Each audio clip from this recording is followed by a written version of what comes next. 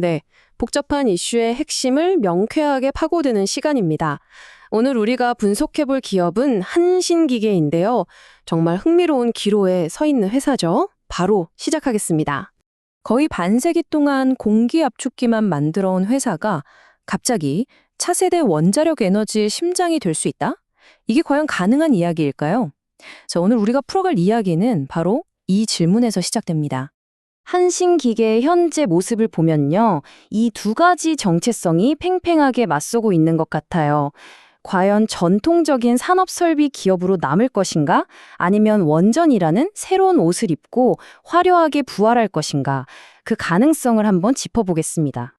자, 그럼 먼저 이 회사의 기본기, 그러니까 근간부터 이해하고 넘어가야겠죠?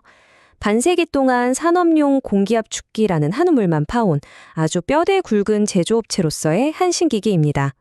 그러니까 수십 년 동안 대한민국 산업 현장에 보이지 않는 곳에서 묵묵히 제 역할을 해온 거죠. 자동차, 반도체, 철강. 이름만 되면 알만한 공장들 대부분에 이 회사 제품이 들어가 있다고 봐도 과언이 아닐 겁니다. 이게 바로 한신기계의 아주 단단한 기반이 되는 거고요. 자, 그런데 이 단단하고 어쩌면 좀 고루해 보일 수 있는 기반 위에서 완전히 새로운 성장 스토리가 쓰여지기 시작합니다. 그 중심에 있는 키워드, 바로 원자력입니다.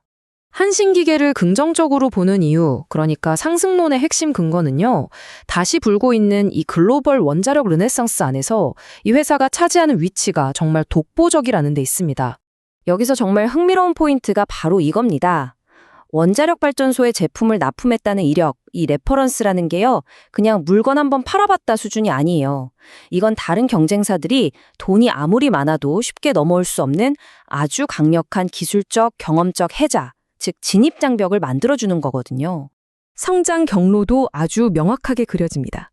일단 국내 신한울 원전 3, 4호기부터 시작해서 그 다음엔 폴란드, 체코 같은 K원전 수출기를 따라 해외로 뻗어나가고 마지막에는 차세대 에너지원으로 꼽히는 SMR 시장까지 선점한다는 아주 명쾌한 3단계 성장 스토리를 가지고 있는 거죠. 자, 지금까지는 장밋빛 전망을 좀 봤는데요. 아시겠지만 모든 투자에는 동전의 양면처럼 그림자가 존재하죠. 이제부터는 좀 냉정하게 이 투자에 어떤 리스크가 숨어 있는지 한번 들여다보겠습니다. 가장 큰 리스크는 바로 이 괴리감입니다. 왼쪽을 보면 회사는 계속 적자를 내고 있는데 오른쪽을 보면 주가는 원전 관련 뉴스 하나에 막 급등락을 반복하잖아요. 이처럼 펀더멘털과 주가 사이의 간극이 크다는 점, 이게 가장 큰 불안 요소라고 할 수 있습니다. 그 외에도 정부 정책이 바뀔 때마다 주가가 널뛰기를 한다거나 회사가 성장을 위한 과감한 투자를 좀 꺼리는 보수적인 스타일이라는 점, 그리고 글로벌 프로젝트를 하기에는 직원 수가 좀 적다는 점도 우리가 반드시 고려해야 할 리스크 요인들입니다. 자, 이렇게 상승 요인과 리스크 요인을 모두 살펴봤는데요.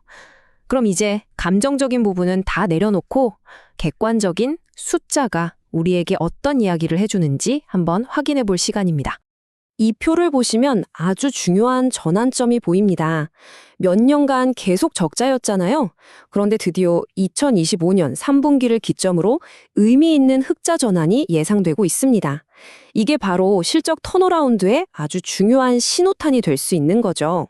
실적이 좀 안 좋았음에도 불구하고 이 회사의 재무 상태는 정말 탄탄합니다. 부채 비율이 업계 평균에 비해 현저하게 낮은데요. 이건 뭐냐면 회사가 어지간한 경제 위기에도 쉽게 흔들리지 않을 맷집, 즉 체력을 갖추고 있다는 뜻입니다. 자, 이 숫자 BPS, 즉 주당 순자산 가치가 2,766원입니다. 이게 뭐냐면요. 만약에 회사가 지금 당장 문을 닫고 모든 자산을 다 처분한다고 가정했을 때 주주 한 명당 최소한 이 정도는 돌려받을 수 있다는 일종의 청산가치라고 이해하시면 쉽습니다. 그래서 핵심은 이겁니다. 현재 주가는 이 BPS의 약 1.5배 수준에서 거래되고 있거든요. 그 말은 즉 시장이 이 회사의 기본적인 자산 가치에 더해서 원전 테마라는 미래 기대감을 50% 정도의 프리미엄으로 가격에 반영하고 있다는 뜻이죠. 실제 매매 전략을 세우는 분들이라면 이 가격대들을 꼭 기억해 두셔야 합니다. 단기적으로는 4,350원이 저항선으로 작용할 수 있고요. 반대로 주가가 조정을 받을 경우 4,000원에서 4,100원 사이가 아주 중요한 매수 기회가 될 수 있는 핵심 지지 구간입니다. 자, 그럼 이 모든 정보를 다 종합해서 우리는 과연 어떤 투자 전략을 세워야 할까요? 결론으로 한번 들어가 보겠습니다. 다시 한번 정리해보면 이 회사는 정말 뚜렷한 두 얼굴을 가지고 있습니다. 한쪽에는 탄탄한 재무 구조와 독보적인 원절 레퍼런스라는 장점이 있고요. 다른 한쪽에는 테마에 따라 움직이는 주가와 낮은 수익성이라는 단점이 명확하게 존재하죠.